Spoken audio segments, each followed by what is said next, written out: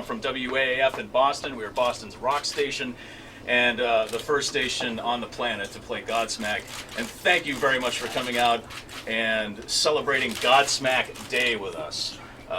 You know, we love seeing Godsmack start out in the clubs, and then one day, you know, one of our DJs said, hey, these guys seem to be making a lot of noise around town.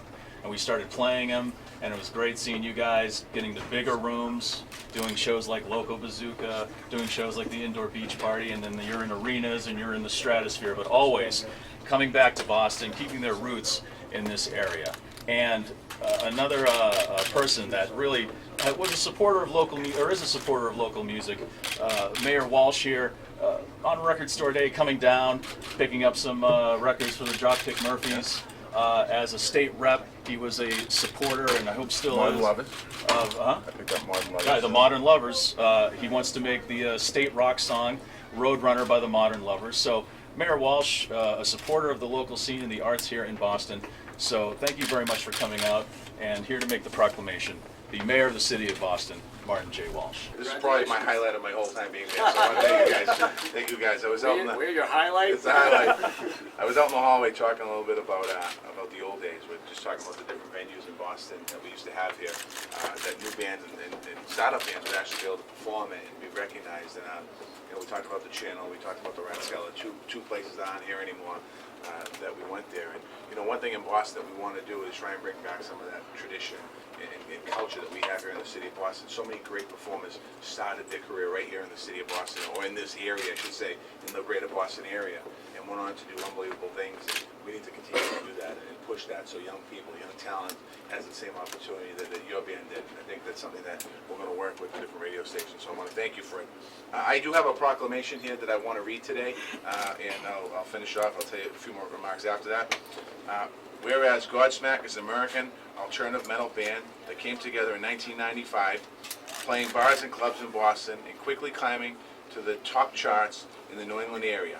They got their first on-air play at WAAF and their first retail album sales at Newbury Comics. And whereas Godsmack went on to become one of the highest grossing artists in the United States, the band has released 6 full-length albums, 6 #1 singles. They have a top 20 10 hits, 3 consecutive #1 albums, and 4 Grammy nominations. They won the Billboard Music Awards Rock Artist of the Year back in 2001.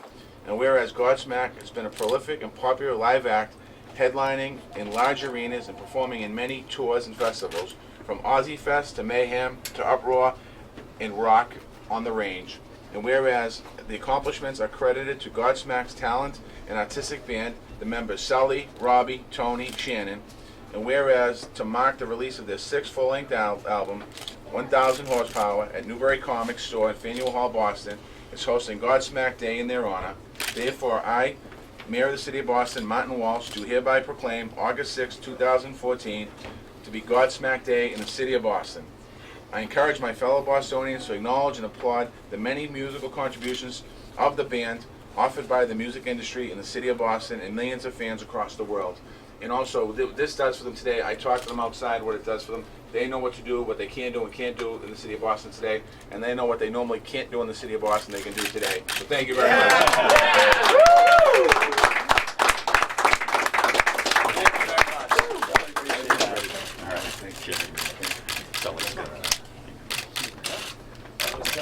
Okay, I'll say a few words myself. I just want to say that this is an extremely proud day for this band and for myself, because you know, I was born and raised here and spent my whole life in the suburbs of Boston and inside the city. And there's a reason why I wore this shirt today, you know, because I believe that we're one of the strongest cities in the world. And I love the integrity and the strength here. I love the work ethic here. And I believe there's a reason why Godsmack has gone on to be one of the best hard rock bands in the world, because as Boston is a very hard-working city, a very hard-working town, so is this band.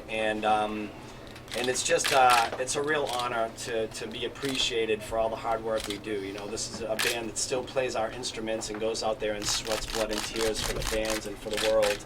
And it's just a really, really a proud day. So Mayor Walsh, we want to thank you so much. And we're going to present you with the first of the Godsmack 1,000 horsepower touring jackets. Mayor Walsh is a Godsmack fan.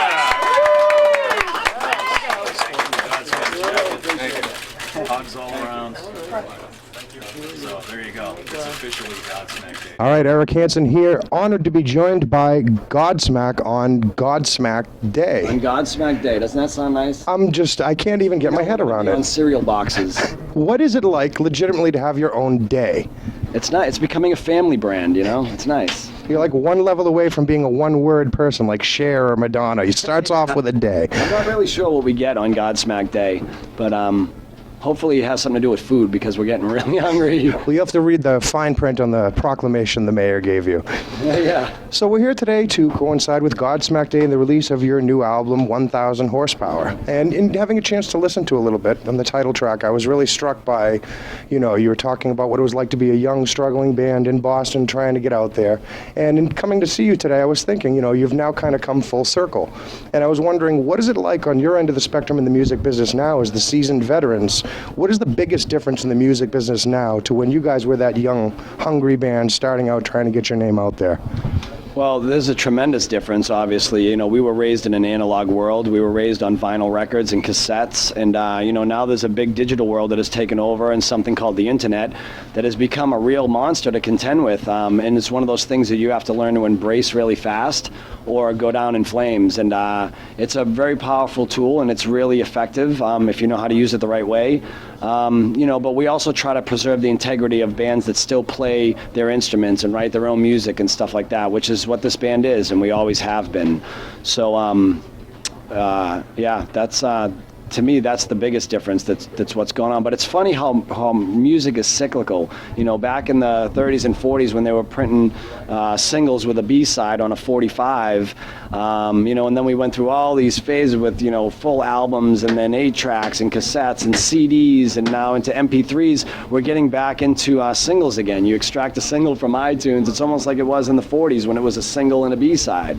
So it goes to show you that you're never going to kill rock and roll. You're never going to kill music. It's always going to be there. It's always going to be something to reckon with. Absolutely. And I mean, for you guys in particular, there are a couple bands, Dropkicks, that are so identified with the Boston area and the New England music scene. What do you see in the future for young, hungry bands coming out of New England where maybe they don't have some of the opportunities to delve into media and recording studios or such as they would in like the West Coast and whatnot? How do you think music has changed for young bands trying to just, have access to the tools to become quality musicians and get their product to a level where it needs to be? Well, my thought on that is that as far as being quality musicians, you're never going to replace what is called dedication and hard work. I don't care if the best technology out there is at your fingertips and you can learn how to play the keyboards through YouTube on this new synthesizer thing on your iPad. You still have to sit down behind a piano. You have to get cramps and calluses and train and work and practice and practice and practice in order for you to be great at anything. It doesn't matter if you're a gymnast or if you're a drummer.